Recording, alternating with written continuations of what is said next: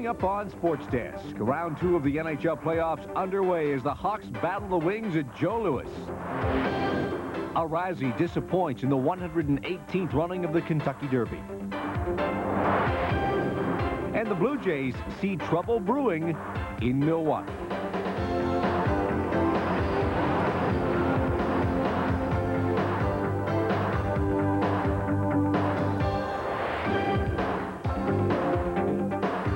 Sports Desk is brought to you by Mazda. It just feels right. And by Right Guard Deodorant. Anything else would be uncivilized. Hi, everybody, and welcome to Sports Desk. Along with Gine Reda, I'm Chris Sedens. Also coming up in the next half hour, we'll preview the Spanish Grand Prix and also have the complete story from Saturday in Major League Baseball, the Jays in action against Milwaukee. But first to the Stanley Cup Playoffs, day 1 of round 2 in the Stanley Cup Playoffs. Yes, Chris, and we begin with the Norris division. The Red Wings had to overcome a 3-1 deficit to earn the right to face the Hawks in the Norris division. Detroit on the edge of elimination, but Tim Cheveldae stepped in to save the day. After a rough start in the series, he came back with a couple of shutouts and gave up just 2 goals in the last 3 games of the series. The story early in this game, Bob Probert, though, quite physical. Goon Steve Smythe into Ed Belfour. A little later on, Chris Chelios pokes him in the face with his stick. Obviously, Probert's not going to respond well to that. Stevie Yzerman takes control of the game, or tries to, goes to the backhand, but Belfour shuts the door near impossible angle, scoreless after a period. Early second period, Blackhawks open the scoring. Brian Noonan from the tough angle. The shot goes off a skate. The rebound comes out to Stéphane Méteau, and the Hawks take a 1-0 lead.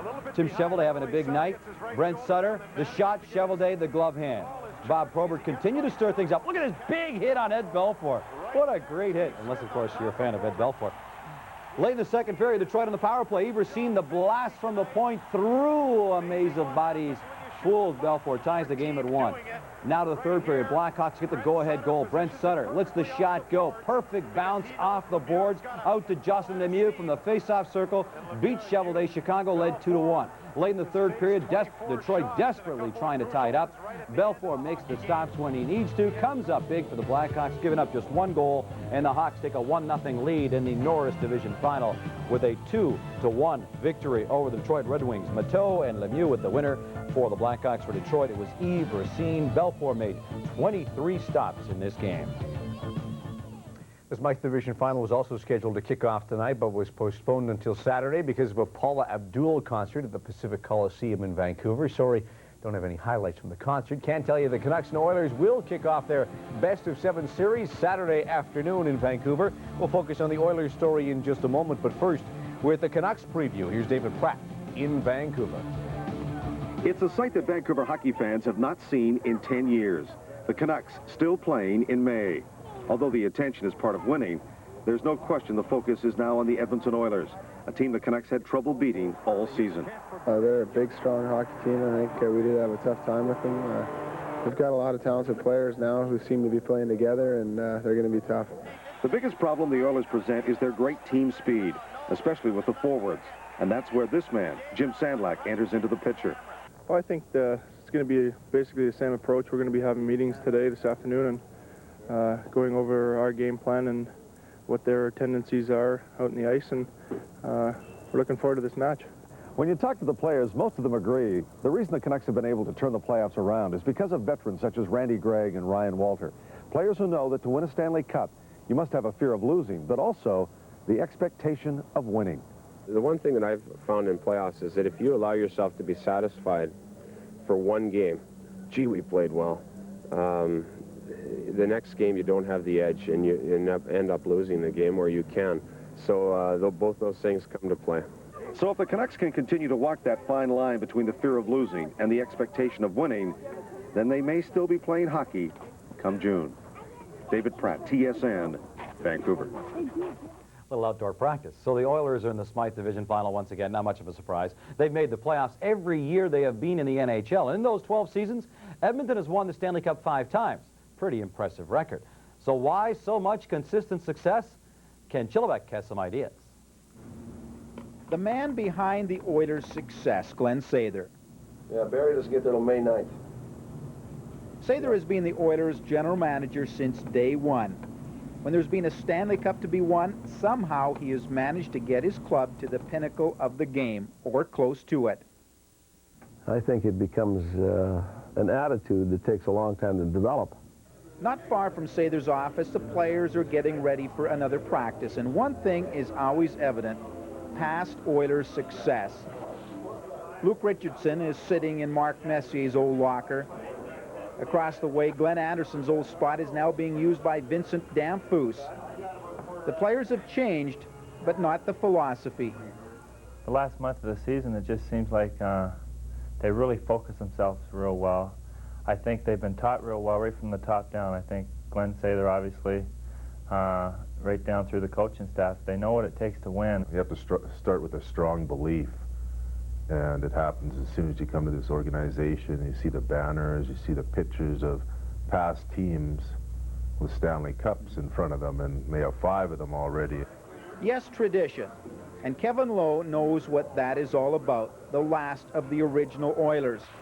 And Lowe feels past success dictates how the Oilers approach the playoffs. We do a lot of things different. I think when players get here, they see how much emphasis we put on team camaraderie and things like that come playoff time, and team unity and discipline and the overall game plan, the execution of that. So what is the magic ingredient? Is it veteran players able to instill the tradition of what it means to be an Oiler on these new players? Or is it coaches who are able to get the most out of these players? Or is it a general manager that is able to find players that are willing to go the extra step? It's probably a combination of those and more. The main thing is it's working. Ken Schulterbeck, TSN in Edmonton. Thank you, Ken. Full credit to the Oilers for their upset win over the Kings in round 1. The Winnipeg Jets were well on their way to doing the same thing against the Vancouver Canucks, but let a 3-1 series lead slip through their fingers, just the same as they did back in the first round 2 years ago. Cam Clark has more from Winnipeg. The Jets finished their season Thursday in Vancouver by breaking down for a 3rd straight game. The Jets season was comprised of a struggling team with injuries, a hot and cold spell, but even so, they managed to make it an 81-point season and achieved a playoff spot for the first time since 1990. The Jets during this season gained some respect. Well, I think it was an up and down season for us.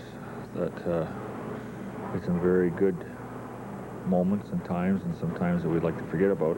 Not disappointed in the season, a little disappointed how quickly it ended after we got in the playoffs, but I think the season went reasonably well for us.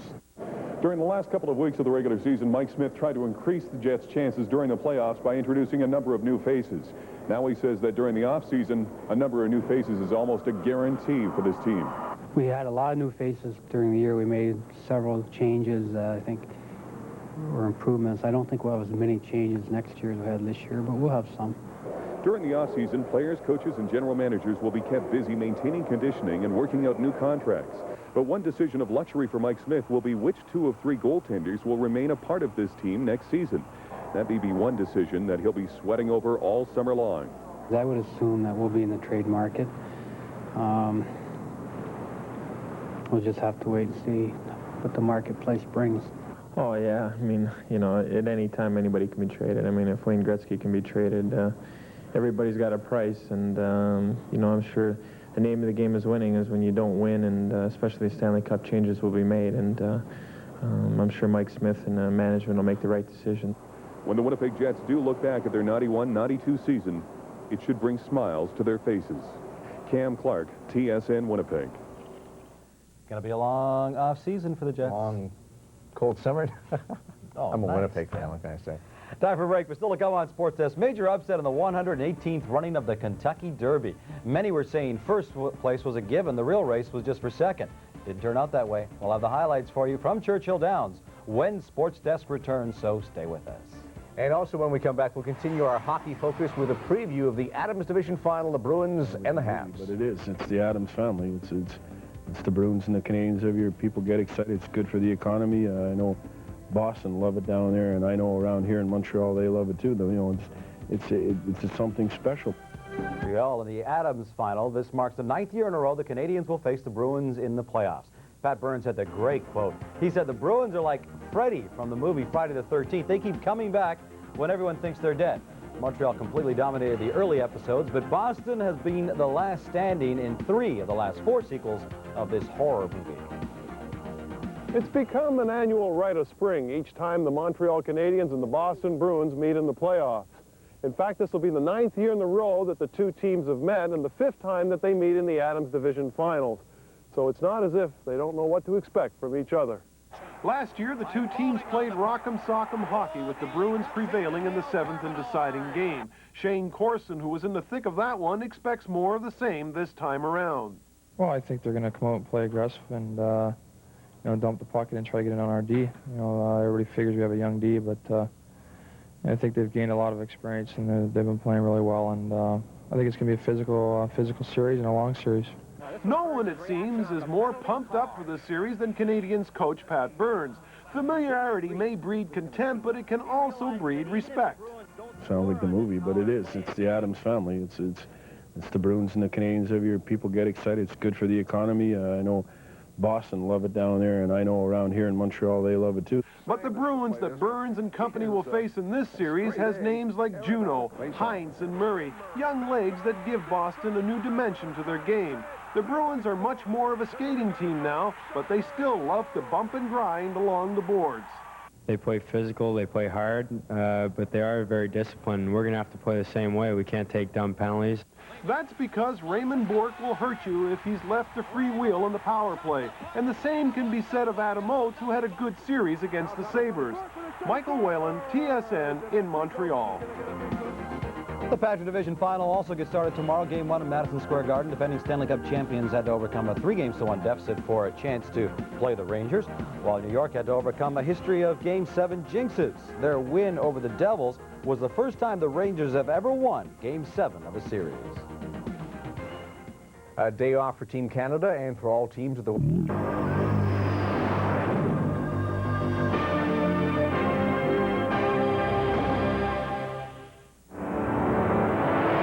Coming up on Sports Desk, the Oilers trying to knock off the Canucks as the Smythe final kicks off.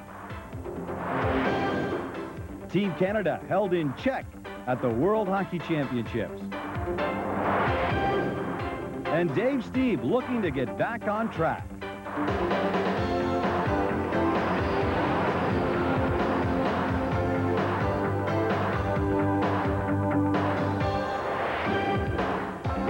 Sports Desk, brought to you by Chevy Truck.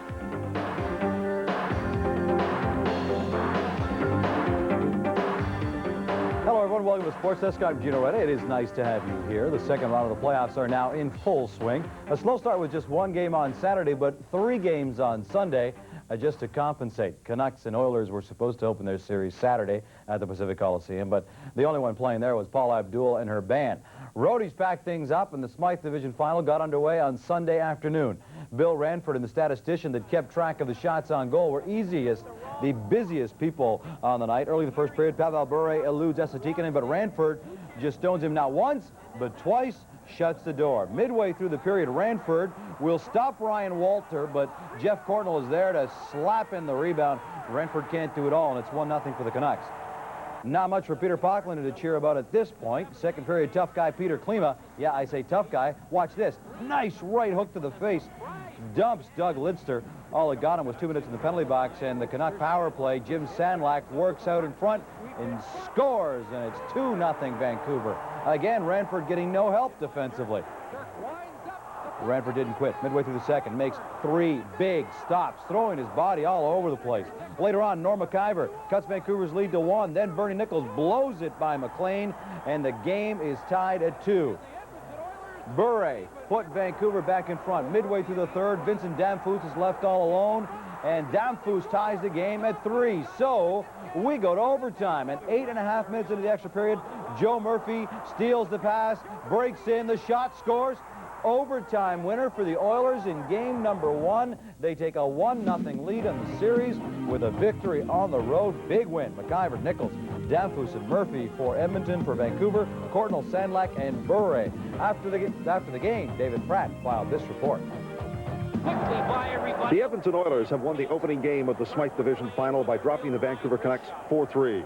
The winning goal coming from Joe Murphy in overtime. I picked off a pass going through the middle, and I seen Craig, and I was just waiting for him to get onside, and I just went down the middle and, got a good shot off from McLean, and it went in. No, I was very happy. I mean, I'm very, very happy. You know, sometimes don't show my emotions a lot, but I'm very happy that went in, and it was just a big win. But I mean, the series is far from over. They got a real good team, and we have to come out better than we did tonight, or you know, and we have to play better next game. I think both teams were changing, or at least we were anyways, or we were blowing the zone, and I think Dave went to go up the middle there. He saw somebody break in, and Murphy stepped in front. It almost looked offside. I don't know how close it was, but you know, anyways, he broke in and roofed it on me. I really don't believe that home ice means anything in playoffs. You fight all year to get home ice advantage. I don't know why. Because games of this importance, this magnitude, and with the emotion and intensity around it, you should play equally well in the opposition as your own. And we've done that throughout the history of our team. As for the Canucks, they once again find themselves in a familiar situation, down early in a series. But in the past, they've shown the ability to bounce back, and they'll need to display all of that ability in Game 2. David Pratt, TSN, Vancouver. Other second-round action. For the 9th year in a row, Montreal Canadiens and Boston Bruins meeting in the playoffs once again. Distant history favors the Canadiens, but the Bruins have eliminated Montreal in 3 of the last 4 years. For the Canadiens to avoid yet another early departure from the postseason, Montreal needs Patrick Roy to have a great series. If not, the Habs may be in serious trouble once again. Meanwhile, the Bruins are counting on the services of Andy Moog. And Moog is tested early as he snares the shot by Denny Savard. It takes Boston a while to get a shot on goal, but when they do, it works. Gord Hines beats Patrick Roy, and it's 1-0 for the Bruins. Boston goes up by 2 when Steve Leach drills a shot in the short side. Patrick Roy thought he had the angles cut down. Did not. 2-0 Bruins. Second period, Boston leading 2-1. Chris Nyland's shot can't get through, but Eric Desjardins puts it through a huge maze of bodies. Somehow he gets it through. Game's tied at 2. 34 seconds later, Bruins retake the lead. Then add to that, Joe Juneau sends a shot past Patrick Roy, and it's 4-2 for the Bruins. Late in the second, 4-3 Boston. Steve Leach lets the weak shot go that Patrick Roy is upset about letting in. 5-3 for the Bruins. The third period, Habs 2-0. Brian Scrudlin to Mike McPhee. McPhee beats Moog 5-4. Boston leading the Habs within 1. Later in the third, Denny Savard a chance to tie it, but Moog kicks it away. Boston sews up Game 1 when Glenn Wesley feeds Ray Bourque. Bourque from the face-off circle upstairs. Patrick Roy turns around and disgusted himself. Game 1 on the road goes to the Boston Bruins. 6-4 over the Habs. The Bruins lead the series 1-0. It was Hines, Leach for the pair, Poulin, Juneau, and Bourque for Boston. For Montreal, Hill, Desjardins, Savard, and McPhee. Not a great outing by Patrick Roy, but nonetheless, Pat Burns says Patrick Roy is still his best goaltender. I'm not ready to crap all over my goaltender. I think that he won a lot of games for us this year and took a bit of heat in this game. But as far as I'm concerned, he's still the best goaltender in the NHL.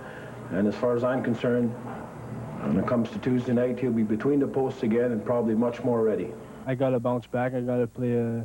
I think it was more mentally my problem tonight. I was letting myself bothered by little things, and it's kind of put my game away. You know, home ice for our series anyways in the first round didn't really mean very much, and I doubt if it's going to mean much right now. The only time I really like having home ice is if there's a 7th game that's in your building, so hopefully it won't go that far, but we've got our work cut out for us. We got one, but we're not satisfied with that. The strategy in the Rangers-Penguins series is somewhat obvious. New York has to find a way to shut down Mario Lemieux. He had 17 points in the opening series against the Capitals. That was just 2 short of an NHL record. Roger Nielsen was asked who he was going to assign to watch Lemieux, but he just would not say. But in the early going, Randy Gillen was all over Mario Lemieux. First period, Brian Trottier behind the net finds Troy Loney in front. He hits the far corner, and it's 1-0 Pittsburgh. Later, Murphy with a great solo effort over center, over the blue line, then lets the shot go, beating John Van Beesbrook. Great shot, 2-0 Penguins. Rangers had some good chances in the first, but solid defense by Gordy Roberts. Watch this. Roberts sees the puck laying in there and then swats it out of the goal crease. Pittsburgh up by 2. Second period, Super Mario gets some points, gets into the act. He finds Kevin Stevens behind the net. Stevens around the net, slides it in, beating Van Beesbrook. Bad goal, 3-0 Penguins. The Rangers come back, down 3-1. Tony Monte is there for the rebound, puts it in, and it's 3-2 for the Penguins. New York trailing by 1 at that point. but then it's Mario again. From above, we see him feed Stevens. Stevens feeds Ron Francis, and Ron Francis beats Van Beesbrook just inside the far post. 4-2 Penguins after 40 minutes of play, and the clock would tick away as Mario Lemieux takes the game puck and hands it to Barrasso, who had a great outing. Pittsburgh over New York by a score of 4-2. Goal scorers Loney, Murphy, Stevens, and Francis for Pittsburgh. For New York, it was King and Amante. Incidentally, a road team sweep Game 1 in the second round of the playoffs. Team Canada against Czechoslovakia at the World Hockey Championships on Sunday. Very tight race.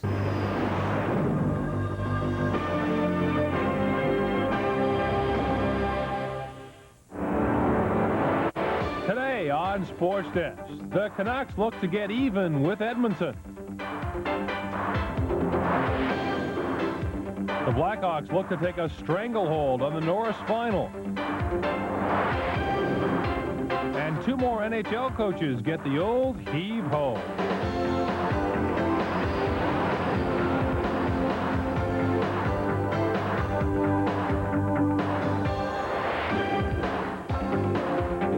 Sports Desk, brought to you by Chevy Truck.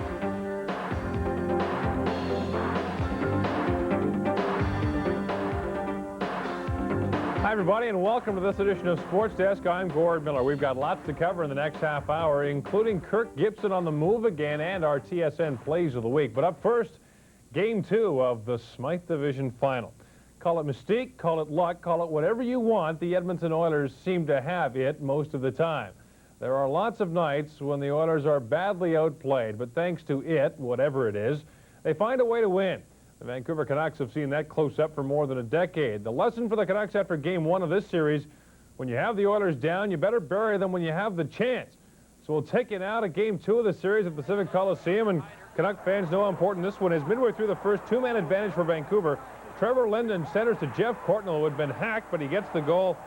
1-0 Canucks. Moments later, Canucks still on the power play. Igor Larionov in the mad scramble in front of Bill Ranford flips it in.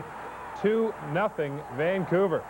And Ted Green has cause for concern as his team is not in this one early. Before the period ends, Vancouver on another power play. Cliff Ronning camps on the doorstep and scores. 3-0 Canucks after 1. And bad news for the Oilers. Ranford pulls a hamstring late in the first period after stopping a shot. You can see him here is trying to stretch the leg. Did not return for the second period. This could be really bad news for Edmonton. Ron Tugnut takes over, tested right away. 3-on-1 Vancouver. And an easy goal for Cliff Ronning. He had 2 in the game, and the Canucks even the series with a 4-0 win in Game 2. Ronning with a pair, Courtnall and Larionov had the others. Edmonton was outshot 15-1 in the first period, had just 14 shots in the game, so an easy night for Kirk McLean, who gets the shutout, and the Canucks are back in the series. Our guys had a little bit better jump tonight. I mean, there's some nights we just don't work hard enough on our power play, and they don't get results because of that. Well, it was a good hockey game for our hockey club. You know, we feel that we gave away our first game, and we were up 2-0 and kind of gave it away, but we fought hard for 60 minutes tonight and played as a team, and our goalkeeper kept us in there again. And fans in Detroit weren't about to panic when their team lost Game 1 of the Norris Division Final to Chicago. After all, the Wings had rallied back from 3-1 down to beat Minnesota in the first round. But Minnesota gave up a lot of chances in every game of that series, something that Mike Keenan's Blackhawks are not likely to do on any given night. So we'll take you to the highlights of Game 2 in this series. First period, Hawks open the scoring just over a minute in. Jeremy Roenick breakaway, scores on Cheveldae, 1-0 Chicago. Ed Belfour in net for the Hawks, 5-1 in the playoffs to this point. No wonder, solid stop here to keep it 1-0. Later in the first, Belfour still upset at Bob Probert for running him in Game 1. Punches the Detroit winger. Belfour gets 2 minutes, and Probert puts that in his memory banks for revenge. Still in the first, Chicago makes it 2-0. Greg Gilbert, nice feed to Brian Noonan. No chance for Cheveldae, 2-0 Hawks. Second period, the thing really gets physical. Yves Racine unloads on Jocelyn Lemieux. Later, Chicago scores again. Steve Larmer and Jeremy Roenick both take a whack at it. Larmer there first. Gets his third of the spring, 3-0 Hawks. And still in the second, the hitting continues. Racine decks Steve Smythe. He's really throwing him around. 3-0 Chicago after 40 minutes. Third period, Wings come back a little bit. Steve Eiserman with his 4th of the playoffs. 3-1 Wings trail, but that's as close as they would get. Chicago takes a stranglehold on the series, sweeping the Wings at home. 3-1 Chicago, the final. Roenick, Gilbert, and Larmer for Chicago. Yzerman for Detroit. The Wings are down, but remember, they also trailed the Minnesota North Stars 2-0 in that best-of-7 series.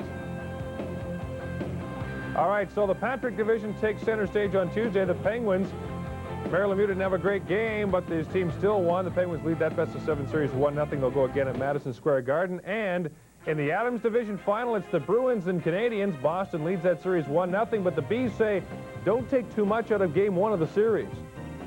And I just think that there was, you know, some sloppy play on both sides, and I think a Game 7 previous series for both teams had a lot to do with that slow start to the series, so to speak. I think it's going to get emotionally intense from this point on, but I think that Game 1 was definitely a feeling-out process for both clubs.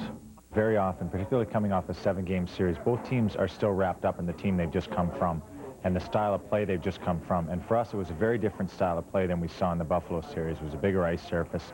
And after playing 7 games against them, and I'm sure it was the same for the Canadiens, they tend to be different games than you would expect. Well, most of the focus in recent weeks has been on...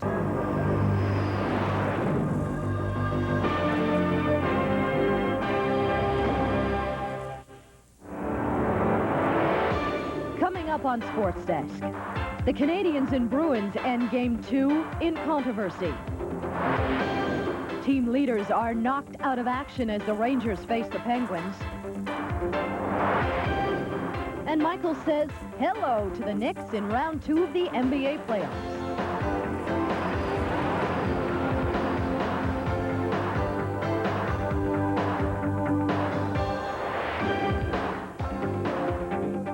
Hello, everyone, and welcome to Sports Desk. I'm Teresa Hergert. Also ahead on the show, the Montreal Expos were in action again after a 4-day layoff. We've got the highlights. We'll also check in on the Jays. But first to the NHL playoffs. We're going to begin with Boston and Montreal. The Bruins took the first game of this series in a 6-4 shootout. Tuesday night, it was back to a defensive, tight checking game. Let's check in on the highlights right now. Midway through the first, Russ Courtnall back to Eric Desjardins at the point. He blasts one through traffic and in past Andy Moog. It's 1-0. Stayed that way until late in the second. Bruins on the power play. Glenn Murray scores and ties the game up at 1. Now to early in the third, a great chance for the Bruins. Bob Sweeney's got 2 whacks at it, but he cannot beat Roy.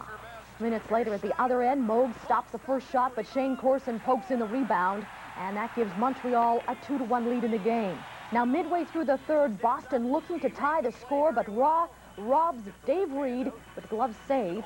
Now with 6 minutes left to go, the Bruins finally get the equalizer. Duras centers to Ted Donato, ties the game up at 2. So on to overtime. Early in the extra period, Denny Savard on the breakaway. Can't flip it past Moog. Then soon after, a controversial goal. Watch closely. The Bruins on the rush. Donato's pass goes off of Duras' left knee and past Roy.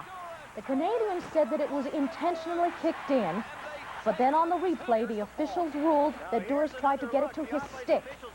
So the goal stands. The Bruins win 3-2 in overtime. You know that the Bruins' last overtime playoff win in Montreal came back in 1943? What a night. Scoring for Boston, Glenn Murray, Dave Poulin, Peter Duras. For Montreal, Eric Desjardins and Shane Corson. With more on the game, here's Michael Whalen. Peter Duras, put into this game for defensive purposes, became an instant hero as he scored at 3:12 of the first overtime period to give Boston a commanding lead in this series, 2-0.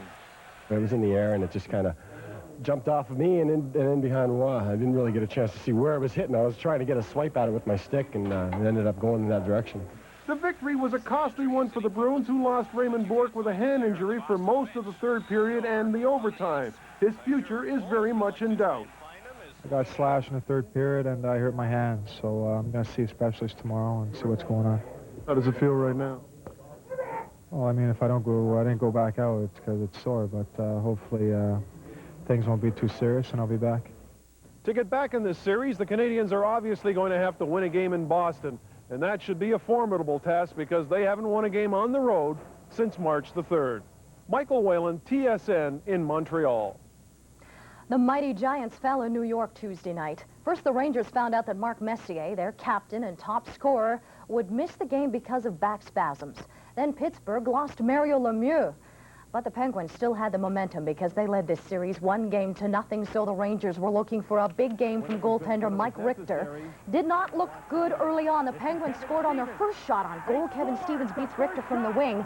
Pittsburgh is up 1-0. Now, early in the first, Pittsburgh suffered a severe loss. Adam Graves gave Mario Lemieux a nasty two-hander on the wrist. Lemieux left the game, and he did not return to the lineup. A while later, Chris King levels Joe Mullen, and he, too, had to leave the game. Midway through the second, the Rangers tie it up. There's a frenzy out in front, and Brian Leach puts in the loose puck, and that ties it up at 1. Later on in the second, the Penguins regain the lead. Larry Murphy with a shot from the point. This one finds its way past Mike Richter. And Pittsburgh is up 2-1. Now to the third, 2-1 Penguins still. Mike Gartner to Sergei Nemchinov at the point, and his blast beats Barrasso. Ties the game up at 2. And a few minutes later, Chris King tries to tuck it in on the side, but it doesn't go, but his second attempt does.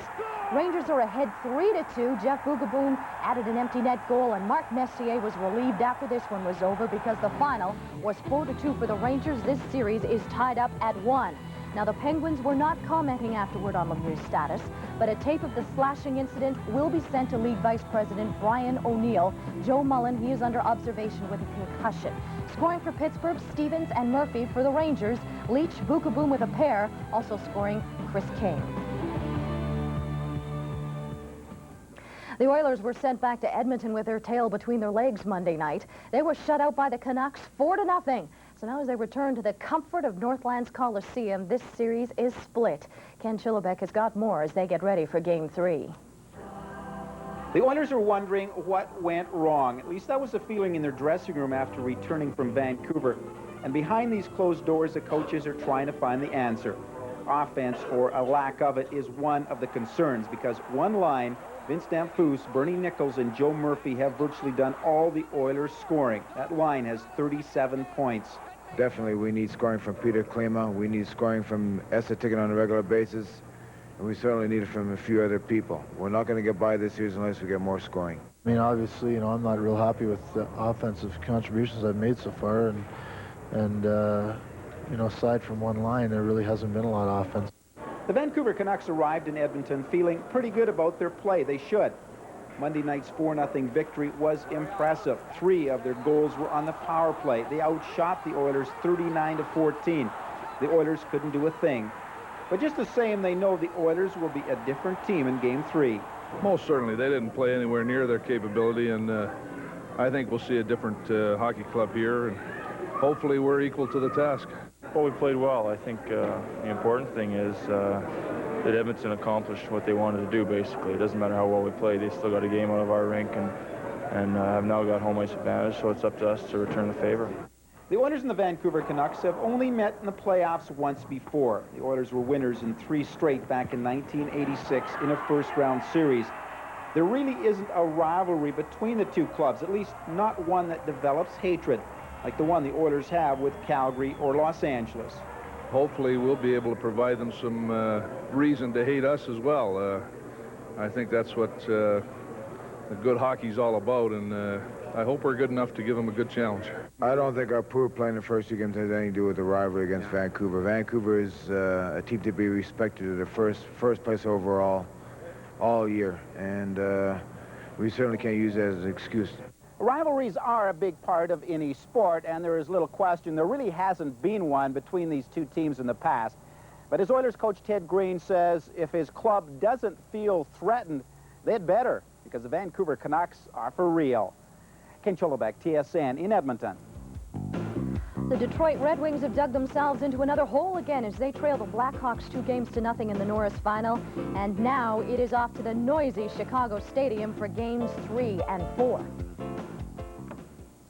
The Quebec Nordiques are offering season ticket subscribers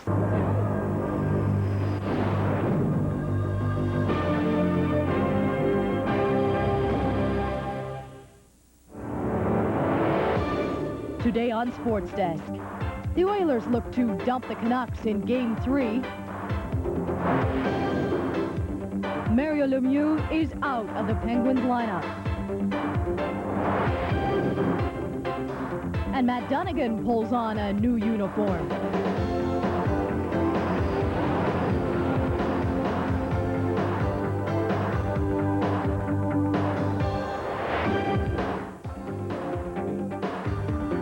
Sports Desk is brought to you by Makita Canada Incorporated, Canada's leading manufacturer of professional power tools. Hello, everyone, and welcome to Sports Desk. Also ahead, news and highlights from the major leagues, NBA playoff highlights, and a bad crash at Indy. But first to the NHL playoffs, Game 3 between Vancouver and Edmonton. Now, the Oilers were left with a bad taste in their mouth after Game 2 of this series when they were shut out 4-0 by the Canucks. To make matters worse, the health of goaltender Bill Ranford was in doubt. He had a bad shoulder. But these are the playoffs, and when it came time to play Game 3, Bill Ranford was there. Yes, he got the start and led the Oilers out. Edmonton sending a message early. Joe Murphy suckers Jeff Courtnall just right off the opening face-off. Later on, Scott Mellenby knocks Jim Sandlick right into the Oilers bench. Edmonton dominating play in the first period. Chris Joseph down the left side, and his shot beats Kirk McLean. And the Oilers have got a 1-0 lead early in the game. On to the second period, Edmonton on the power play. Joe Murphy rips the shot past McLean, his 5th goal of the playoffs, and the Oilers are up 2-0. Everything seemed to be going wrong for the Canucks as two black shirts run into each other, got the wires crossed. On to the third period, Vancouver finally solves Bill Ranford. Cliff Ronning waits and puts the great move, and it is 2-1, Edmonton leading. But just 58 seconds later, Joe Murphy spins and blows a shot past McLean, and the score is 3-1 for Edmonton. Murphy then caps off a great night. Takes the feed from Bernie Nichols, and that is his first career playoff hat trick as the Oilers knock off the Canucks 5-2 and take a 2-1 lead in the Smythe final. Scoring for the Canucks, Cliff Ronning with a pair. For Edmonton, Murphy with 3. Also scoring, Joseph Glynn. And that wraps it up for Edmonton goal scorers. You know, Vancouver is just 2-10 at Northlands Coliseum over the past 3 seasons, so they're going to have to figure out how to win in Edmonton if they hope to advance to the Campbell Conference Final. And with more from Edmonton, here is Ken Chillibeck. It was a different Oilers team, that's for sure, compared to Game 2 in Vancouver. And has been the story throughout the playoffs, one line doing the scoring for the Oilers. This time, it was Joe Murphy's turn with a 3-goal performance. Good effort by the whole team, and, I was able to, a couple of my shots were able to go in, and just a great team effort. We really checked them, and I thought we turned it around and maybe turned the tables from Game 2. We were in their faces and getting the puck in and out at the lines, and I was happy I got a couple of goals tonight. Now, this game was the most physical in the series, especially noticeable a lot of stick work, and in most cases, penalties weren't called. You've seen what's been happening in the playoffs to date, not just with our team, with Adams getting hacked, but other players, and the officials have to call that. That's the only people we can depend on in those situations. If they don't call it, then what we have is war. And if we want to play war, that's fine with me, too. It just can't be 2 sets of rules, that's all.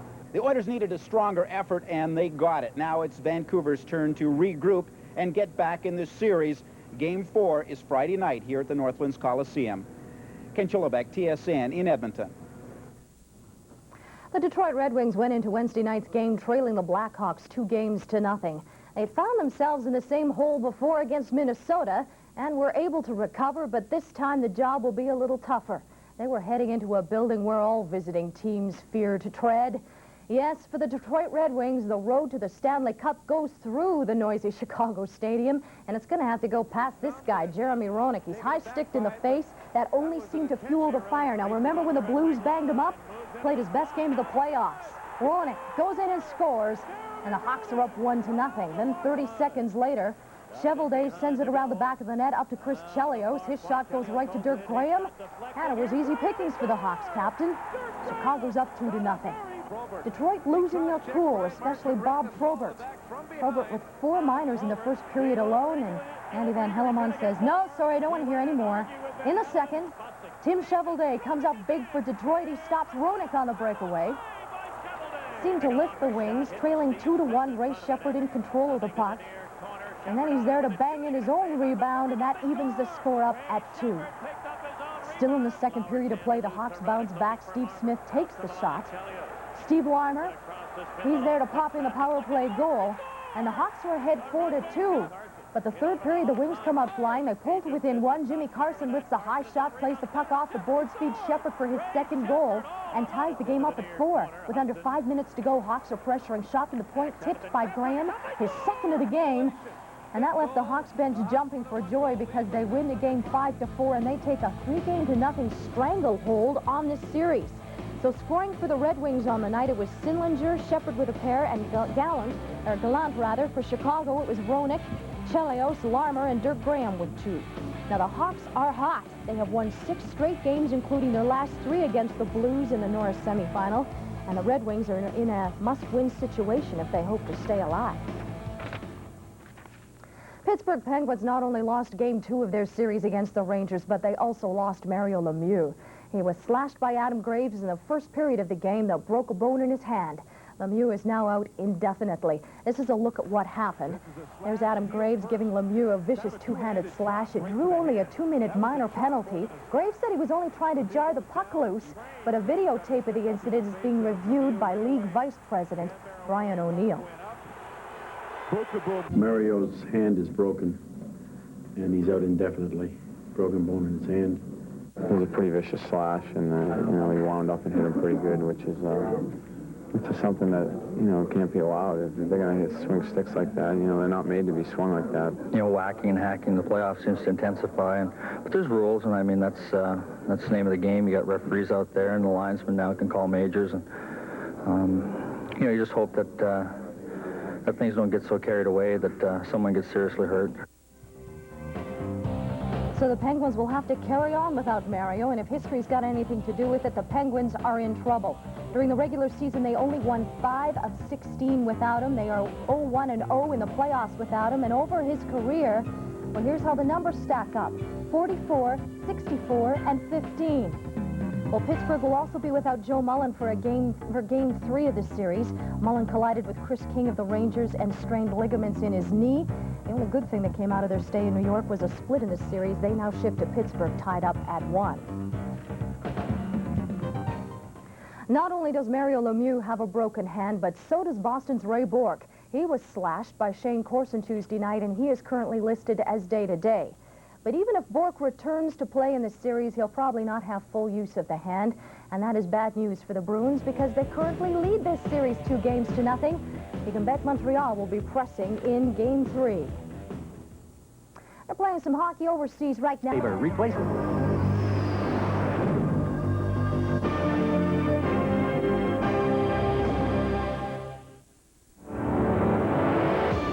Coming up on Sports Desk, Pat Burns and the Canadiens desperate for a win at the Boston Garden. Jay's ace, Jack Morris, comes up flat again. And the Chicago Bulls come to play in Game 2 against the Nets.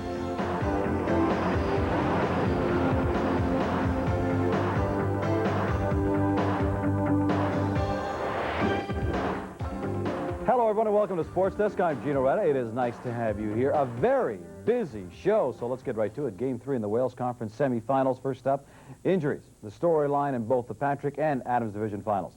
Boston with a 2-0 lead in their series with Montreal, but thanks to a Shane Corson slash, Ray Bourque is out with a broken finger. Could the Canadiens capitalize? Not an easy task. The series has now shifted to Boston, and Montreal hasn't won on the road in over 2 months' time.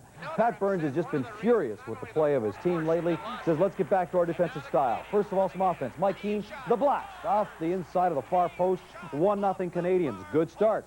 But midway through the period, the Bruins press. Adam Oates tries to jam it in. He cannot. The rebound comes out to Glenn Murray, who fights off the check, slides it by Patrick Roy, ties the game at 1, and Pat Burns blows another gasket. Come on, guys, let's get it together. Late in the first, the Habs take a couple of dumb penalties, much to Pat Burns' chagrin. And talk about chagrin, look at this. Vladimir Orzichka, the shot from behind the goal line, brutal goal, 2-1 Boston after 1. Then early in the second, the Habs fall asleep in their own zone. Jim Weimer left all alone in front of the net, beats Patrick Roy. No chance for Roy that time. 3-1 for the Bruins. Midway through the third, Montreal's on the power play. Matthew Schneider fans a couple of times. Denny Savard finally puts it in. The Canadiens trail 3-2. Time running out in the third. Burns calls a timeout. Furious with his team. Come on, guys. Let's get one. They're desperate. On the other hand, Rick Bowness, completely calm, cool, collected. No problem. Because the time ticks out in this game.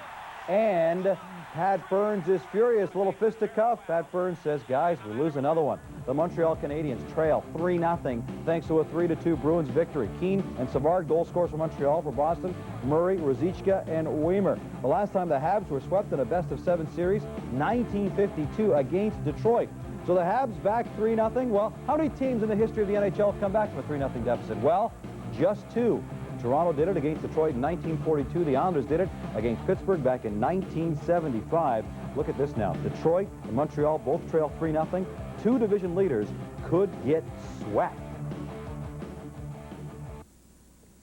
The Bruins' quest to the Cup in 1995 will have to come in a new arena. The ground for the new building will be broken next year. The new Garden will seat about 4,000 extra fans and should cost about $160 million. And yes, the 64-year-old Boston Garden will be demolished. The list of injured players in the Patrick final goes on and on, but the 2 most important to tell you about, Mark Messier is out of the Rangers lineup with back spasms. And the biggest news, of course, Lemieux is out of the Penguins lineup with a broken left hand thanks to a slash from Adam Graves. Lemieux has been involved in 61% of Pittsburgh's scoring in the playoffs. A couple of key questions now. How will Pittsburgh do without Mario? And how could the Penguins resist the temptation to settle the score for the loss of Mario? Well, the rough stuff in the early going, very early going. Al Samuelson, Goons, Randy Gillen. Nice clean shot. Gillen gets the worst of it.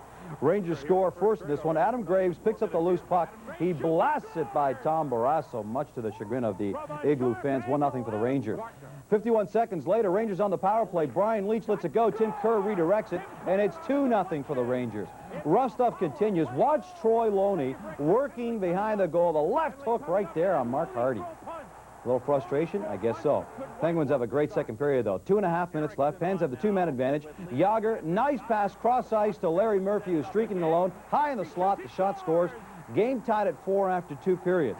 In the third, a couple of weird ones against Barrasso. First, Barrasso thinks he's made the stop, but he hasn't. He's lying on the ice, thinking the puck's underneath him, but it's not. Jan Eriksson has the puck, puts it into the wide-open cage. 5-4 Rangers. It gets weirder. Penguins tied up. We go to overtime. At 1:29 of overtime, rebound comes out. Now, Chris King was trying to center it. Barrasso has it go off his body into the net. A couple of weird goals leading to a Rangers 6-5 overtime victory over the Pittsburgh Penguins. The Rangers now lead the series 2-1. Graves, Kerr, Nemchinov, Gartner, Eriksson, and Chris King the winner in overtime for Pittsburgh. Stevens with a pair, Francis with a pair, and Larry Murphy is 5th of the playoffs. The Penguins outshot the Rangers 50-32, but still lost this one. Just 14,500 fans at Northlands for Game 3 of the Smythe Division final between the Oilers and the Canucks. That's the smallest playoff crowd in the history of the team. Hard to imagine why the fans aren't showing up. Edmonton leads the series 2-1, and the series certainly hasn't lacked in intensity. If they don't call it, then what we have is war. If we want to play war, that's fine with me, too. It just can't be 2 sets of rules, that's all. Pat Quinn's comment came after Wednesday night's Vancouver loss. It was in reference to all the stick work being allowed by the officials, not just in that game, but in other series going on. All it is reinforcement for someone to go out and break someone's arm. There's reward to that. The reward is you lose a player, we keep playing, and we got a chance to win now. I mean, how stupid is that? The most disappointing thing in this game in the last year is that there's so many people taking on the European flavor of diving. Meanwhile, Ted Green's comment is aimed at players who one second, he says, are laying squirming on the ice, the next, skating like the wind on the power play. I really get upset with a lot of people who want to dive in this game to draw a penalty. I think it's a discredit to the game, a disgrace to the game. It's an embarrassment to the game. And it's something that should be really looked at very hard by the officials, because it does more or less make a game look like roller derby. One disappointing aspect of the series so far was the small crowd on hand for Wednesday night's game. About 14,500 fans showed up here. That's the smallest crowd in the Oilers franchise history. It's a little unfortunate, but you know, hopefully they'll come out and we'll get a packed house, and everyone notices it, and the people that were there supported us, and they gave us, you know, they backed us a lot. But it'd be nice to see everybody out. The Canucks know they're in a must-win situation now. I mean, sure, they came back from a 3-game deficit against Winnipeg, but the odds are against that happening again. Incidentally, expectations are for a near sellout for game number 4. Ken Choloback, TSN in Edmonton. Thanks very much, Ken. With the win, the Oilers would head back to Vancouver with a 3-1 stranglehold on the series, as well as trying to solve Bill Ranford. The Canucks have to figure out a way to stop Joe Murphy. Murphy had a hat-trick in Game 3 and is the second leading scorer in the playoffs so far.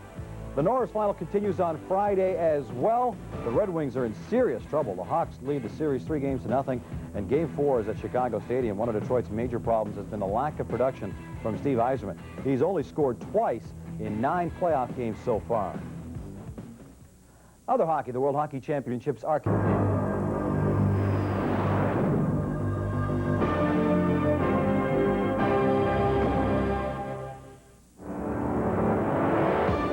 Coming up on Sports Desk, the Red Wings attempt to hit their way back into the Norris final with the Hawks. Errors prove costly for the Expos as they take on the Giants at the Big O. And the Ottawa Roughriders hold open camp looking for a quarterback.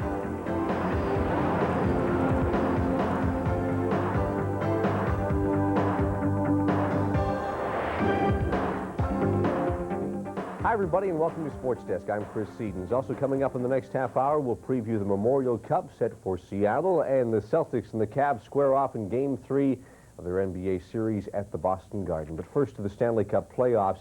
The Edmonton Oilers were greeted by the smallest crowd of their franchise history as they beat Vancouver in Game 3 of the Smythe Division Final on Wednesday. Tonight, Friday night, Game 4 at the Northlands Coliseum. The Oilers with a 2-1 series lead, but by no means in the driver's seat quite yet. We'll go to the action to pick it up early in the first period. Gerald Diduck runs Esa Tikkanen into the boards from behind. Tikkanen cut in the forehead. He had to go off for stitches. Late in the period, Cliff Ronning puts in the loose puck, but the goal is disallowed. The referee ruled, actually the replay official ruled that the pegs were off their moorings. Midway through the period now, the goal off its moorings. Peter Klima with a nice move on Diduck. Puts it past Kirk McLean, 1-0 Edmonton. Just over a minute later, Pavel Bure leaves it for Adrian Plavsic. Plavsic puts the nice move on Buckberger, then on Bill Ranford. Game tied at 1 with seconds left in the period. Buckberger feeds it across to Tikkanen. He redirects it in. His 50th career playoff goal. The Oilers take a 2-1 lead. Second period, Canucks in the power play. Igor Larionov puts it across to Dave Babbage, who beats Ranford high to the stick side, and we're tied at 2. Things would get a little rough. Jim Sandlak will run Klima into the boards from behind. Klima was in hard but was not injured. With time running out in the period, Dave Manson stopped from the point, but Scott Mellenby is there to pounce on the loose puck. Oilers took a 3-2 lead. Edmonton would hang on to win it by that same score. Plavsic and Babbage scoring for Vancouver. Klima, Tikkanen, and Mellenby for Edmonton. The Oilers lead the series 3-1. The Canucks, their record is 2-11 at Northlands Coliseum over the last 2 years. Not very impressive. With more from Edmonton, let's join our Ken Chillibeck. It was obviously a big win for the Edmonton Oilers. Now, Oilers coach Ted Green has been talking throughout this series that he needed some goal scoring from some of his other players, and one player he had mentioned was Peter Klima. Well, Klima's goal in this game was his first of the playoffs. We play on one line all playoffs. They score all the goals, and but you know we play well. Our line played well defensively before. 20 guys out there to play, and we didn't get any goals. We didn't get any breaks, and tonight we got a couple breaks and put the puck in the net, and it was great. Peter Klima had an outstanding game tonight. Played great defensively, offensively, and was a dominant factor in our game tonight. We needed the scoring from other people, and we got it. It's a tough situation for the Vancouver Canucks to be in, trailing 3-1 in this series. But it's a situation they're used to, because against Winnipeg, they came back to win 3 straight games. Well, we've been there before. That's the good news. And I'm not saying that we can do it again, but I'm saying that we have to win one game at a time. It's no different than, there's only one game you can win each night. Going in tonight, it was an important game for us because the odds are you don't come that 3-1 deficit too often. But we've done it once, and we'll do it again. So now the series shifts back to Vancouver, where the Canucks played their best hockey of the series in the opening 2 games. Obviously, they're hoping that trend will continue. Ken Chillibeck, TSN in Edmonton. Thank you, Ken. To the Norris Division final now. The Chicago Blackhawks on the verge of sweeping Detroit in 4 straight games. Only 2 teams in NHL history have come back from 3-0 deficits. The Wings were able to climb out of a 3-1 hole with the North Stars in the first round of the playoffs, but didn't have the same luck against the Hawks. Let's go to the action. Bob Probert trying to stir things up early for his team, and that's exactly what he did here. He lays the big body check on Jocelyn Lemieux. Everyone on the Red Wings team seemed to be fired up on this night. Tim Chevrolet gives Steve Larmer a little action in the crease. Not too many great scoring chances in this one, but here Alan Kerr has Belfour down but can't put it in. Jeremy Roenick has taken a beating so far in the playoffs. No different tonight. Here he takes a high stick in the face from Vladimir Konstantinov. Ed Belfour, simply outstanding. Ray Shepard throws the puck towards the net. It is redirected in front, but Belfour is there to stop the bouncing puck. Tim Chevrolet, equally impressive. Big stop on Dirk Graham. No score after 2. Late in the third now, and the Hawks foil Chevrolet. The puck comes in front to Brent Sutter. He chips it over Chevrolet. 1-0 Chicago. Jim Belushi says, yeah, it's a sweep as the Blackhawks win it to take the Norris Division final in 4 straight games. 1-0 the final. The only goal coming from Brent Sutter late in the game. 3 out of the last 4 Red Wing Blackhawk playoff series have been sweeps. The Blackhawks sweeping twice. Eddie Belfour simply amazing in net, 29 saves, his first career playoff shutout. After the game, Hawks coach Mike Keenan said the key to winning this series was defense. Bottom line, I think in us winning the series was defense. We played extremely well defensively, and they got a little bit more offense going tonight, but for the first 3 games, for the most part, our defense, we were able to shut down their offense, and that was the difference. Well, we didn't score any goals for them at all. We lose 2-1, 3-1, 1-0, and then 5-4 in another game. It's not very fair to the goaltender, and I don't think, and the disappointing part is that I don't think you can get better goaltending in playoffs than Tim Chevrolet gave us, and we didn't score any goals for him. Well, the Adams Division final continues Saturday night in Boston. The Canadiens on the edge of being swept for the first time since 1952. Now, to be successful in the playoffs, the Canadiens knew they needed strong goaltending and some timely goal scoring. They haven't had either. Michael Whalen previews Game 4 from Boston. With their loss on Thursday night, the Canadiens are perilously close to being swept by the Bruins, something that hasn't happened to the Montreal team in 40 years. Pat Burns knows that his team is in trouble and that maybe he's in trouble too. If they fire me, I'll go peacefully, and that's it. And if I do get hired by somebody else, fine. But if I don't, well, I'll do something else. Become a reporter or something. What Burns didn't find funny, however, was the suggestion that somehow he wanted out of Montreal. If the Montreal Canadiens do not want my services anymore, all they have to do is tell me and fire me. But Pat Burns will never resign from the Montreal Canadiens or quit. I'm not a quitter. But with their backs to the wall and facing elimination in such a humiliating fashion, the Canadiens players know that Saturday's contest at the Garden has implications that go beyond the game itself. I think the last couple of years we lost to Boston. I think that if we go out this easy against Boston, I think there'll be a lot of changes, and I think a lot of the guys are feeling the pressure, and including myself. I don't think anybody's fooling anybody. When especially in Montreal, you have to win games and you have to win your division, and we haven't done that in the last couple of years, and the changes will have to be made. One change that won't be made on Saturday night, at least, is Patrick Roy in nets. Despite shaky goaltending of late, the Canadiens are resting all their hopes on his abilities. I need support from my teammates, and I guess my teammates need support from me, and it's the only way we could get successful. Somehow the Canadiens have lost their confidence as a team. They've got one more chance to get it back at the Garden, because if they don't, they know to a man that heads will roll over the summer. Michael Whalen, TSN in Boston, Massachusetts. And Michael will be on hand for the 4th game in this series. The Canadiens down 3-0 to the Bruins. The Bruins with a chance to wrap it up on Saturday. Patrick Division final continues on Saturday as well. The Rangers leading the Pittsburgh Penguins, who are without Mario Lemieux, 2-1. This game at the Igloo in Pittsburgh. Rangers left winger Adam Graves has been slapped with a 4-game suspension, a result of his slash on Mario Lemieux on Tuesday night. The suspension is effective immediately without pay. Many hockey people would rather expect that Graves would only get 3 games. Lemieux had the puck when Graves swung his stick chest-high, hitting Mario. According to doctors, Lemieux will have trouble gripping a hockey stick for about a month.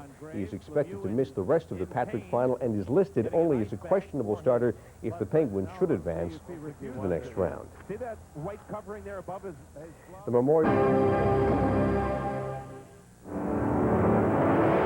Coming up on Sports Desk, celebrations in Beantown as the Bruins pull out the brooms for the Habs. Yet another CFL quarterback is changing locale. And the FA Cup finals in Scotland and England.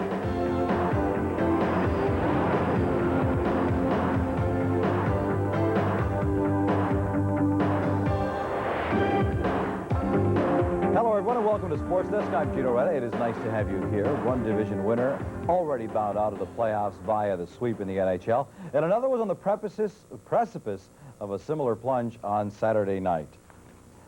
The Bruins have eliminated the Canadiens from the playoffs in 3 of the last 4 years. That in itself is bad enough. But for Montreal to get swept by their bitter rivals is almost unimaginable. But it was more than just a bad dream for the Canadiens. It has now become a reality. Early first period, Poulin breaks in, can't score. Glenn Murray shot, stopped by Patrick Roy. Game still scoreless. Later in the first period, Brent Gilchrist, golden opportunity to breakaway. Stopped by Moe, scoreless after 1. Second period, Canadiens get a little chippy. Guy Carbonneau with the shot on Glenn Wesley. Then Brian Skrudlin runs Adam Oates into the boards from behind. Skrudlin gets a double minor on the play. Bruins take advantage of the power play. Oates is stopped from the slot, but Dave Poulin is there to put in the rebound. The Bruins take a 1-0 lead. Pat Burns wondering what has gone wrong with this team in the series against the Bruins. They know they're on the edge of elimination.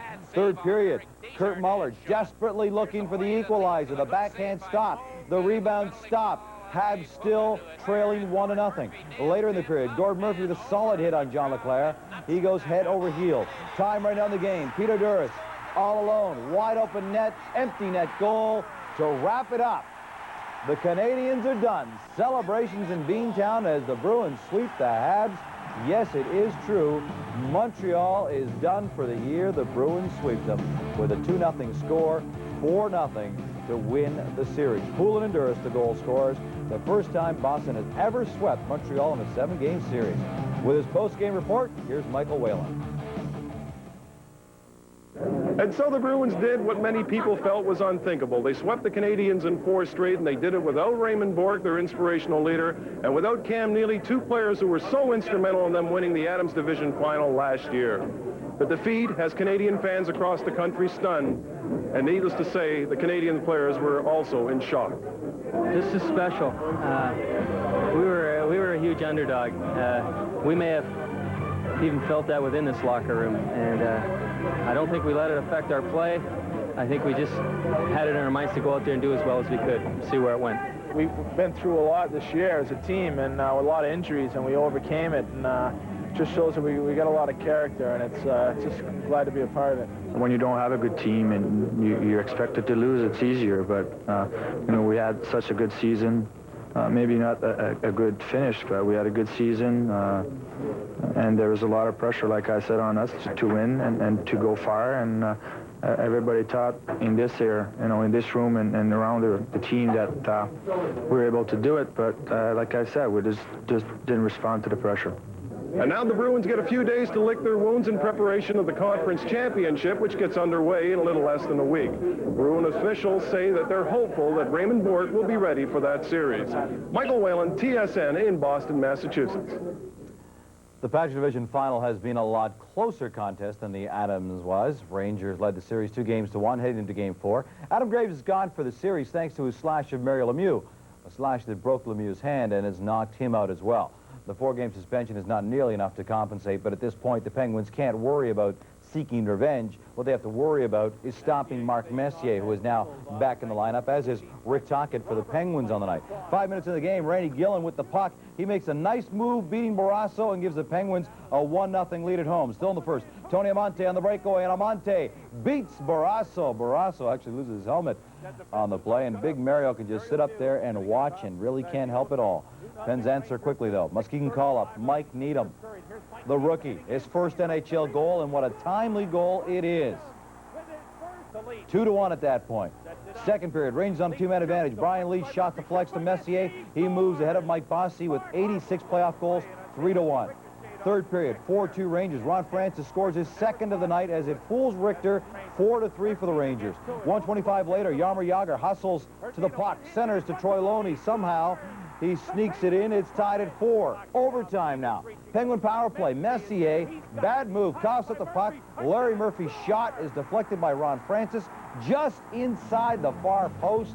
That ties the series at 2 games apiece.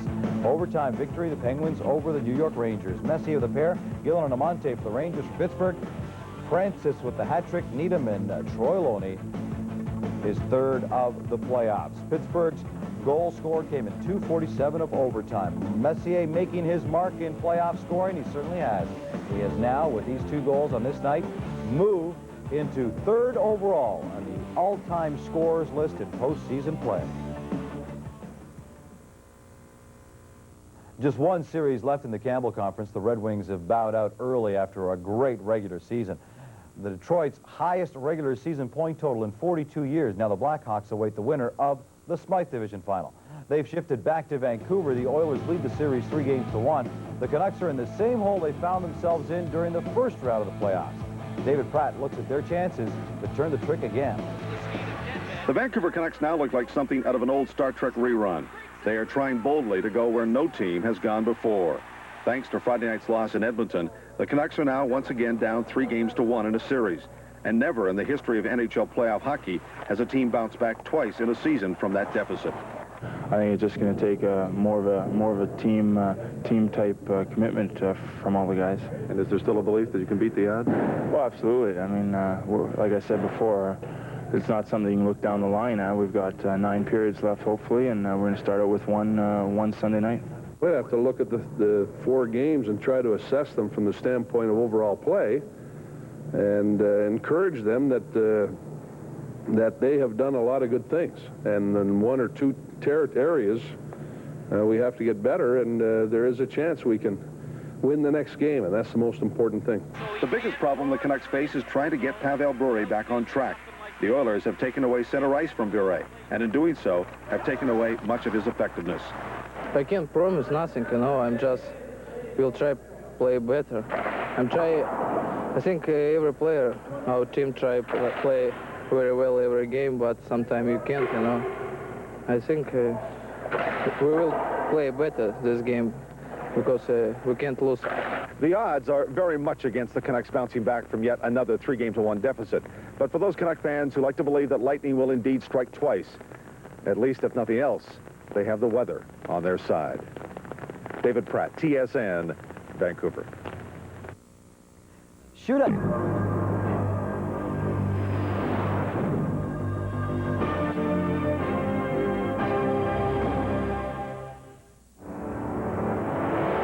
Coming up on Sports Desk, the Oilers looking to finish off the Canucks. Another BC bonanza on the LPGA Tour. And the Expos facing a giant task.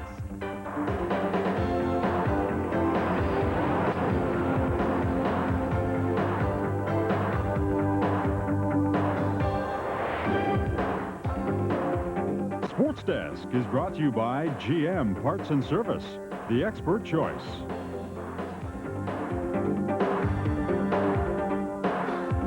Hello, everyone, and welcome to Sports Desk. I'm Gine Reda. It is nice to have you here. The Canucks fighting like a cat backed into a corner. Vancouver trailing the Oilers 3-1 in the best-of-7 series. They came back from the same deficit in the first round to beat the Jets. But no team has ever crawled out of that deep a hole twice in the same season in the history of the NHL playoffs. But the Canucks could care less what's happened in the past. And they were just flying early on in this game against the Oilers. First period, Trevor Linden down the wing, slips it across to Cliff Ronning, who puts it in, and the Canucks lead 1-0. Later in the period, Linden does it again. fights off the checks, puts it in. It's 2-0 Vancouver. Second period, Canucks now leading 3-0. Jurkalume is stopped by Bill Ranford, but Ronning is there, puts it in. Vancouver leads 4-0. Are the Canucks in trouble? Not. Maybe just a little, though. Oilers mount the comeback. Kurt McLean makes a stop on Vincent Damphousse. Joe Murphy puts it in. Oilers trail 4-1. Late in the period, comeback continues. Dave Manson lets a blast go from the point, beats McLean on the stick side. Oilers down 4-2. 18 seconds later, Murphy puts it across to Mark Lamb, puts it in. Oilers down 4-3. Third period now. Canuck fans are getting behind their team, trying to stop this comeback. Kurt McLean does his part as he makes the stick save on Luke Richardson from the slot with time right on the game. Trevor Linden, the terrific block right there, and with that, the puck bounces into the neutral zone, and it is over. Vancouver over Edmonton by a score of 4-3. A fantastic game. Great comeback by the Oilers, but they fell short. Murphy, Manson, and Lamb for the Oilers. For Vancouver, Ronning with a pair, Linden and Bure. Jeff Cornell added 3 assists for the Canucks. And yes, folks, the Canucks are still alive. We are living to fight another day, and hopefully we'll be able to give somewhat of a better performance in Edmonton this time around, and we're happy for that opportunity. Our guys worked real hard tonight. Linden had his best game of the series by a good margin and made some real important plays down the stretch. Well, it's going to take discipline, that's for sure. I think, both games in there, we made some mistakes late in the periods, cost us. I think, with a little bit of momentum, getting back into the game, tying it up, and then allowing one in the last minute. We have to really focus on, what we have to do in there, and that's play good defense. I expect us to come out with a great effort. I mean, we don't want to come back here and we'll be ready. I mean, I have a good feeling about this hockey club. We'll be ready when we get back to Edmonton. Once we got to the 10-minute mark, we seemed to have a stretch there where we played wide-open hockey and started to turn the puck over again. And it's a club that we should know by now that if we're going to turn it over with them, we're going to lose hockey games, because that's been the story of our whole season against them. It's not been the overall play so much as that they have a unique ability to take your turnovers and make them pay. If the Oilers are going to avoid another trip here to the West Coast, they are going to need a big game from players like Joe Murphy and Bill Ranford. As for the Canucks, they would love nothing more than to get another chance to play one more game here at the Pacific Coliseum. David Pratt, TSN, Vancouver. Elsewhere, the first Wales Conference finalist was decided.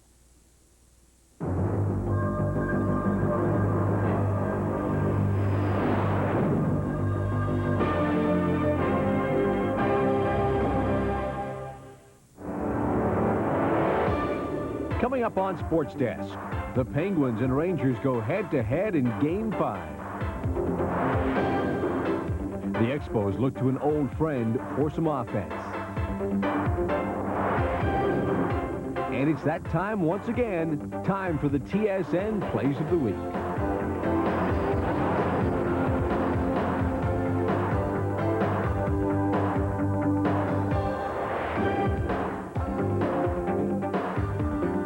Sports Desk is brought to you by GM Parts and Service, the expert choice.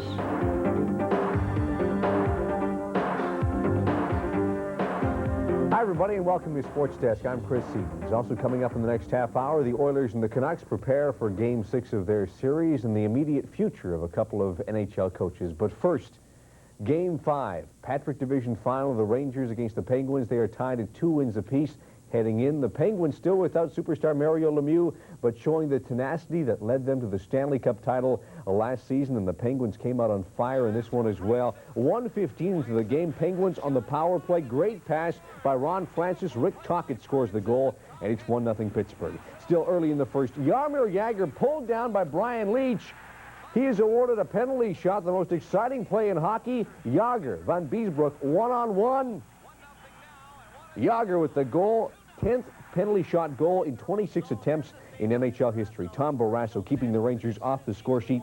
Big save from Joey Kocur from in close. Early in the second now, the Pens appear to go ahead 3-0, but Troy Lalonde is caught in the crease. Phil Bourque's goal is disallowed. Rangers respond to their good fortune on a New York man advantage. Darren Turcotte pulls the trigger, and the Rangers trail 2-1. Later in the second, John Van Beesbroek blocks a pass by Francis. Kevin Stevens would have had a sure goal. Roger Nilsson realizes this game is a must-win for his Rangers. Early in the third, Mark Messier takes a shot. Big rebound. Mike Gartner pounces on it. We're tied at 2. With about 5 minutes to play, Jágr works his magic again. Puts the move on Bookeboom, then undresses Van Beesbroek. 3-2 Penguins in the dying seconds. Turcotte in the slot. The puck goes over the net. New York on the brink of elimination. Pittsburgh wins it 3-2. They take a 3-2 series lead. Barrasso with 32 saves in the Pittsburgh net. And Mike Gartner had a goal and an assist for the Rangers. Turcotte had the other goal for New York. Tocchet and Jágr with 2 for Pittsburgh. The Patrick Division Series is a battle, and it's the same two-wheel crowd. Then the action shifts to the Brickyard. Canada's Paul Tracy faces some experienced competition in the Indy Time Trial. Later, the stars of tomorrow are shining at the Memorial Cup Tournament. Sault Ste. Marie takes on the Seattle Thunderbirds. Tonight on Real TV, TSN.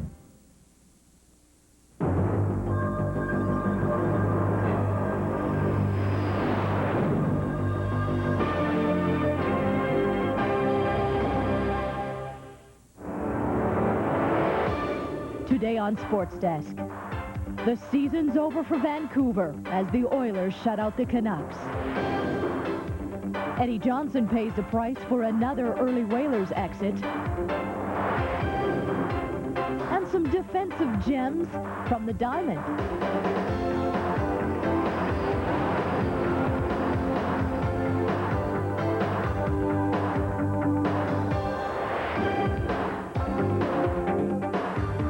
Everyone, and welcome to this edition of Sports Desk. Also ahead on the show, we've got the day's news from the CFL, and we will check in on the NBA. We've got playoff action and news about 2 coaches who have stepped down. But first to the NHL and the Smythe final. The Vancouver Canucks, enjoying their best season in 10 years, just ran out of miracles Tuesday night. They had come back from a 3-1 deficit to beat the Winnipeg Jets. Then against the Oilers, they found themselves in the hole again. They struggled back to force a Game 6, but then they ran up against the wall called Bill Ranford. Canucks knew that they'd have to get a big game from their goaltender Kirk McLean, but midway through the first, Craig McTavish steals it from Larionov, cuts in, slips it in, and Edmonton takes an early 1-0 lead. Late in the period, Vincent Damphousse drives to the net, and then he flicks in his own rebound. And it was 2-0 Edmonton leading after 1. On to the second, Vancouver tries to open things up. Cliff Ronning weaves his way in on goal, but denied by Bill Ranford. Midway through the period, 4 Canucks breaking in. Randy Gregg fires from the slot, but Ranford stoning him with the glove. Then before the period ends, it was Jeff Courtnall breakaway, but once again, Ranford comes up big. It was 2-0 Oilers after 2. Pat Quinn and the Canucks 1 period away from elimination. Canucks pressing, Ranford stops Plavsic, then takes Sergio Momesso's shot off the mask, but time ran out. The Oilers win the game 3-0, take the series in 6 games. They will play Chicago in the Campbell Conference Finals, and is a frustrating end of the season for Pat Quinn and the Canucks. Quite a season. They can still be proud. Scoring for Edmonton on the night, Craig McTavish, his 1st of the year. Also scoring, Vincent Damphousse, his 6th of the playoffs. Esa Tikkanen, his 5th of the playoffs. That was McTavish's 1st of the playoffs, not of the year. And we will have a full report later on. Ken Chilliback will have a full recap of the game. We will hear from both the Oilers and the Canucks. A few notes on the game. Bill Ranford, what a night. 26 saves, his 3rd career playoff shutout. Edmonton came out flying. They outshot Vancouver 18-3 in the first period. The Oilers have now reached the conference final 8 times in the last 10 years. Once again, Ken Chilliback will have a full report at the end. But it is Edmonton who will advance. They're going to take on Chicago in the Campbell Conference Final. Game 1 will be played on Saturday.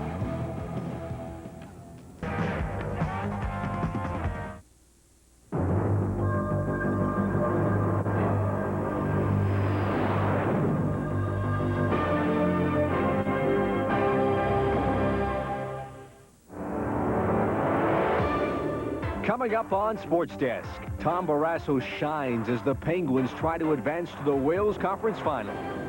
Jack Morris tries to mow down Ricky Henderson and the A's.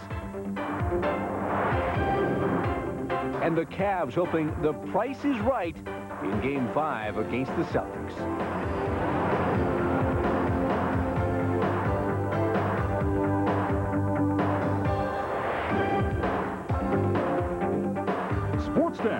is brought to you by Makita Canada Incorporated, Canada's leading manufacturer of professional power tools. Hi, everybody, and welcome to Sports Desk. I'm Chris Sedens. Also coming up in the next half hour, Memorial Cup highlights from Seattle, and we'll show you how and where CFL footballs are made. But first to the Stanley Cup Playoffs, all eyes on the Civic Arena in Pittsburgh.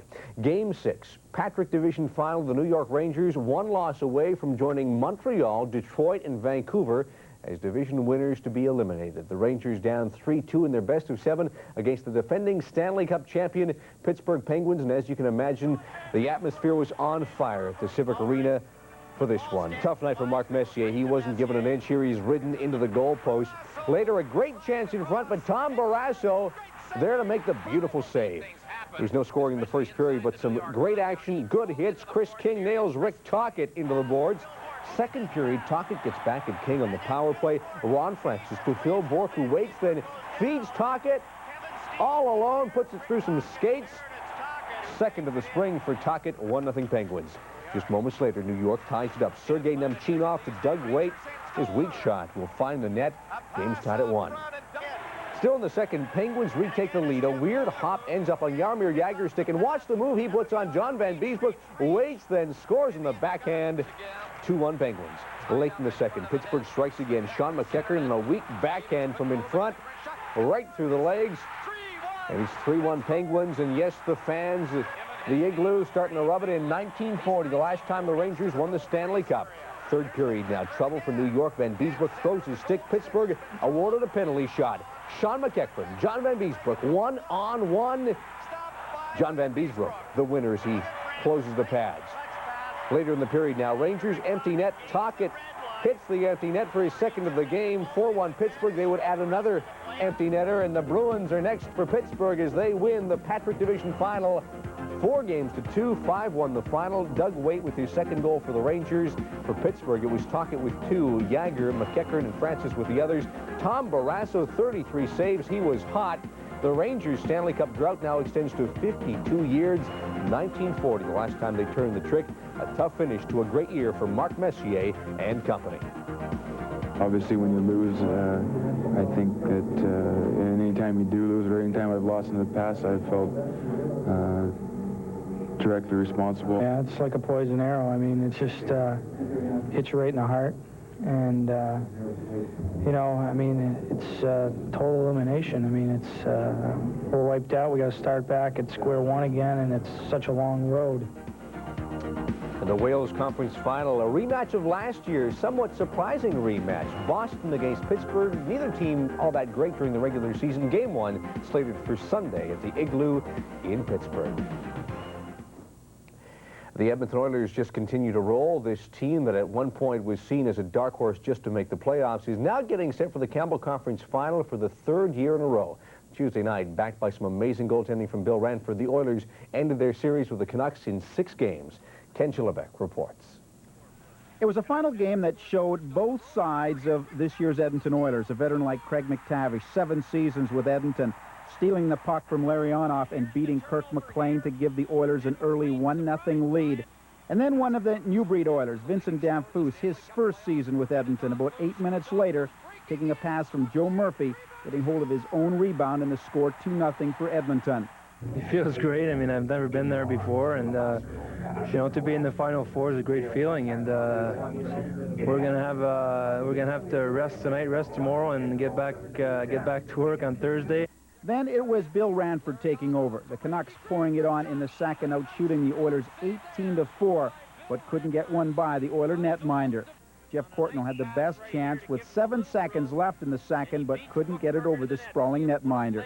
For some reason, this hockey club, every big game we've played in throughout the regular season and here, we've come up with a big game, and who knows why. It's just, I don't know, the veterans come through, the young guys come through, and who can explain it? I can't. The Vancouver Canucks never gave up, but the Oilers withstood the Canucks' onslaught.